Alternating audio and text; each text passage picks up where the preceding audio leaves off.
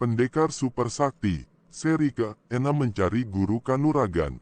Kumpulan lontar ini adalah peninggalan seorang sakti di zaman dahulu yang menuliskan semua kepandaiannya di dalam kumpulan lontar ini.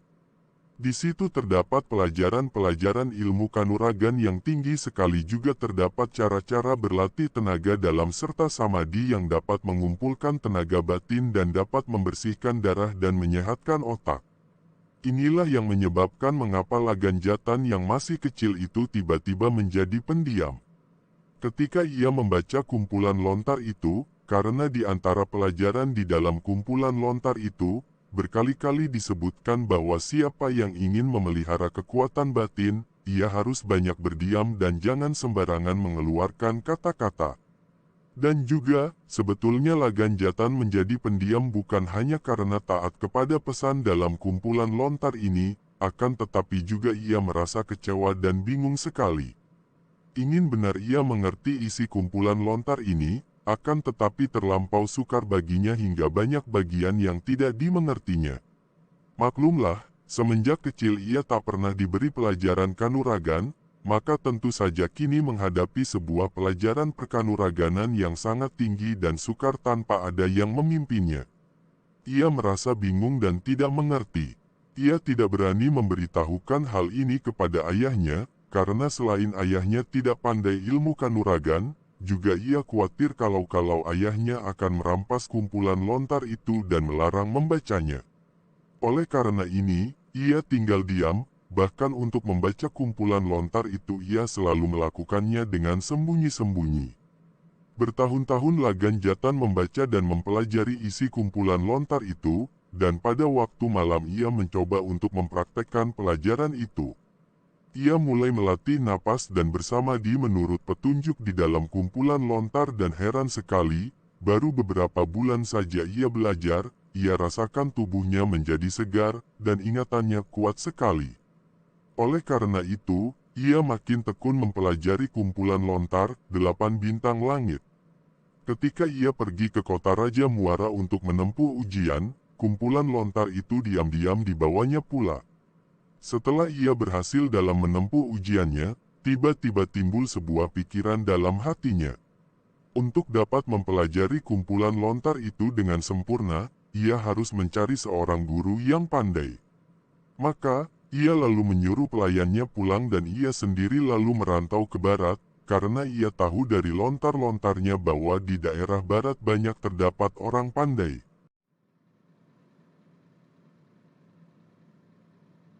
Jodoh dan nasib baik membawa ia ke wilayah Tanjung dan membawanya ke sebuah pegunungan, yakni Pegunungan Kelam. Dan di lereng Bukit Kelam, dalam sebuah kuil tua, ia bertemu dengan seorang pertapa tua yang tidak lain adalah Kunta, seorang pendekar tua, yang kenamaan dan yang telah mengasingkan diri di bukit itu.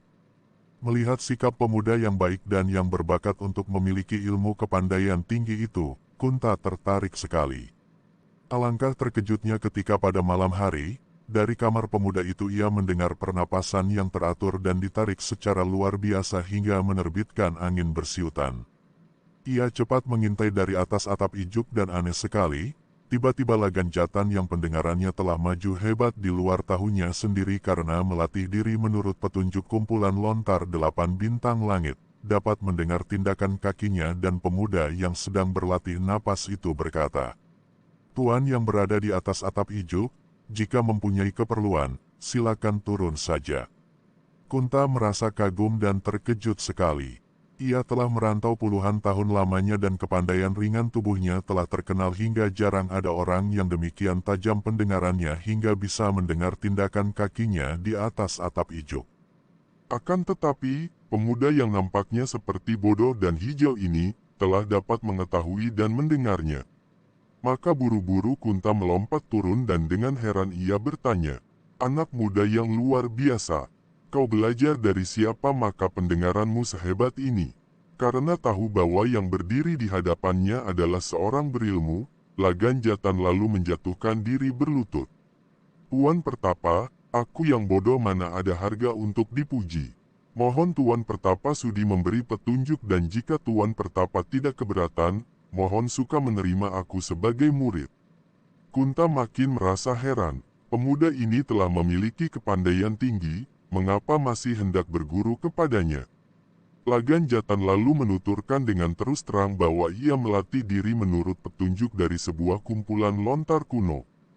Kunta terbelalak heran dan minta melihat kumpulan lontar itu, akan tetapi karena ia hanya sedikit mempelajari ilmu surat, tentu saja tak dapat mengerti sama sekali, dan orang tua ini hanya menggeleng-gelengkan kepala lalu berkata, "Anak muda, kau benar-benar telah berjodoh untuk menjadi murid orang sakti yang menulis isi di lontar-lontar ini.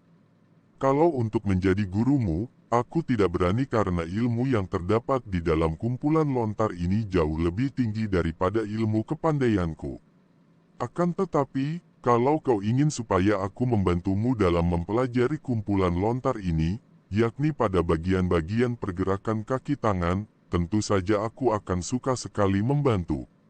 Lagan Jatan merasa girang sekali dan ia lalu menjatuhkan diri berlutut dan mengangguk-anggukan kepala berkali-kali sambil menyebut guru. Demikianlah, semenjak hari itu, 3 tahun lamanya Lagan Jatan berdiam di kuil itu dan mempelajari isi kumpulan lontar di bawah pimpinan Kunta yang menerangkan bagian-bagian ilmu kanuragannya. Dan benar-benar ilmu kanuragan yang terkandung oleh kumpulan lontar itu luar biasa sekali. Di dalam kumpulan lontar itu terdapat 2 macam ilmu kanuragan tangan kosong dan ilmu kanuragan parang. Kunta merasa kagum sekali karena benar-benar ilmu kanuragan yang terdapat dalam kumpulan lontar itu luar biasa gerakan-gerakannya. Dan dengan membantu Lagan Jatan belajar saja, orang tua ini telah mendapat kemajuan hebat dalam kepandaiannya karena terbukalah banyak rahasia-rahasia ilmu kanuragan yang rumit-rumit. Apalagi Lagan Jatan yang dapat belajar sambil membaca, tentu saja kemajuan dan kepandaian yang didapat oleh anak muda ini mengagumkan sekali. Setelah mempelajari kumpulan lontar itu untuk 3 tahun lamanya, Kunta dengan kagum dan girang sekali berkata, "Lagan Jatan, kumpulan lontar ini sungguh-sungguh telah ditulis oleh seorang dewa yang sakti. Kalau kau melatih dirimu baik-baik dalam waktu 1 atau 2 tahun lagi saja, ilmu kanuraganmu takkan ada keduanya di dunia ini." Lagan Jatan sambil berlutut berkata, "Ini semua berkat bantuan guru yang berbudi." Nah, sekian dulu ya. Nantikan kelanjutannya di channel ini. Semoga bermanfaat dan terhibur. Sebelum dan sesudahnya, saya ucapkan terima kasih atas kunjungannya, dukungan, kontribusi, komen, share, like, subscribe, lonceng dan waktunya ya.